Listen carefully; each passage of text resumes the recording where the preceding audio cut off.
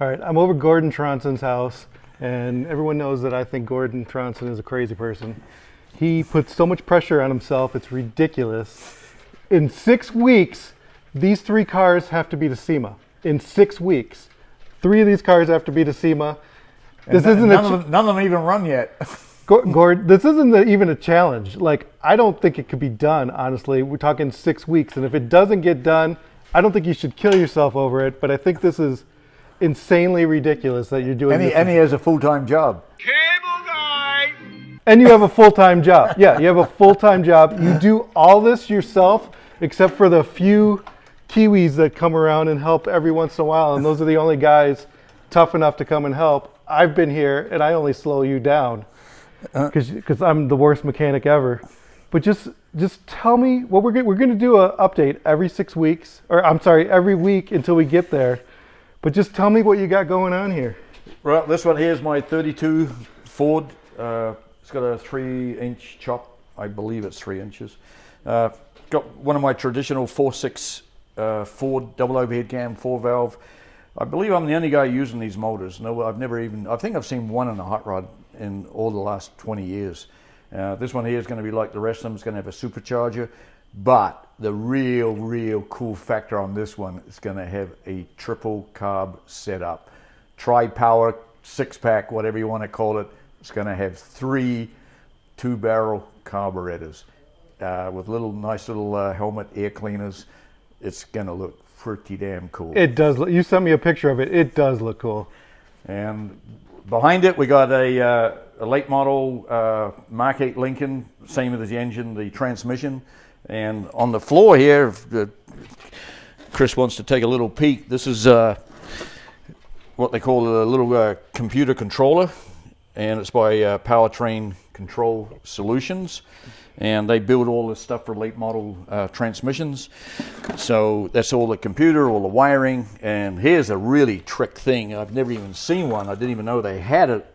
But this is also from Power Control Solutions, PCS. And this is a shifter. It's kind of like having a paddle shifter in a way. It's all push button. So you got your park, reverse, neutral, drive. And I'm not sure what these two are. I'm thinking they go up and down and change, first, second, third. I remember when you made one of those. You made your own little push button. Yeah, about 6 months ago, I made my own with a linear motor and micro switches. I thought that was pretty cool. I was just by accident. I happened to be talking to these guys. I said, "Hey, somebody should come up with a push button transmission shifter," and they said, "We have one." So very cool. So that all came yesterday, and so we're going to put all that together. Upholstery. Some of the seats are getting done right now. I'm about to start doing the wiring. And just for instance, the truck over there, that's 40 hours just in the wiring. It's amazing how much. How are you going to do this in 6 weeks? How do you put this I don't know. pressure? I'm just going to try to do this in 6 weeks. If I make it, I do. If I do, if I don't, I guess I don't. But right now, I've got to in a way because I've got some people, sponsors, depending on these cars to get the show. So I hope they have a backup plan. I hope they have a backup plan. If nothing else, we can stick my Lamborghini in there, but it's not quite the muscle car, era. Right. But so over here we got a '58 Corvette, the same kind of thing. It's a frame off, and I painted both these cars myself.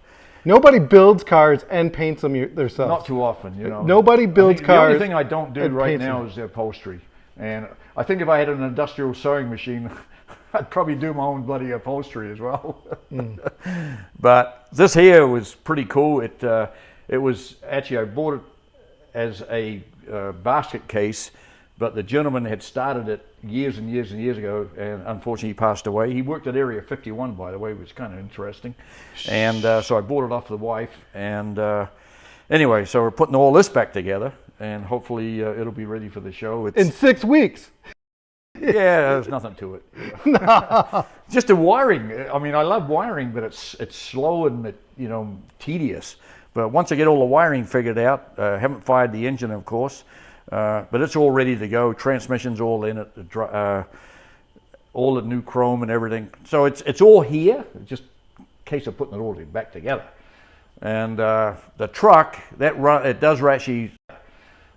I'm waiting on the door glass, the rear glass, the door panels, other than the exhaust. So that one's not that bad, actually. It sounds like it might be a way off, but it's not really. It looks like it needs a ton to me. But it's just a case of, there's no fabrication anymore. It's just putting it all back together.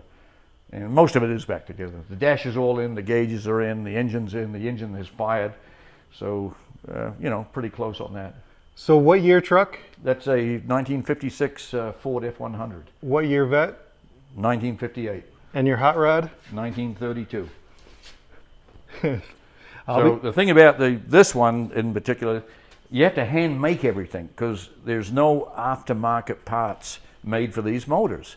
I don't have it here right now, but you've seen on my twin engine hot rod, the truck, they have all these motors, and I literally had to fabricate the manifold for the supercharger, and then of course the tri-power. Nobody's ever done that on these engines, or the 671, so I'm building my own manifold for the carburetors. The pulley for the dry belt for the blower, those brackets all have to be custom built. On the back we've got an old style 1939 reproduction Ford distributor, and had to fashion all that up, make that work off the back of the camshaft. All the exhaust headers, just about everything for this thing nobody makes, so I had to make it all.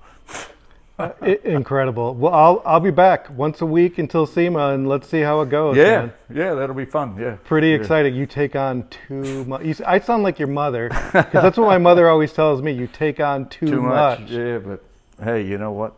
Keeps you young and healthy. Yeah, I guess. All right, buddy.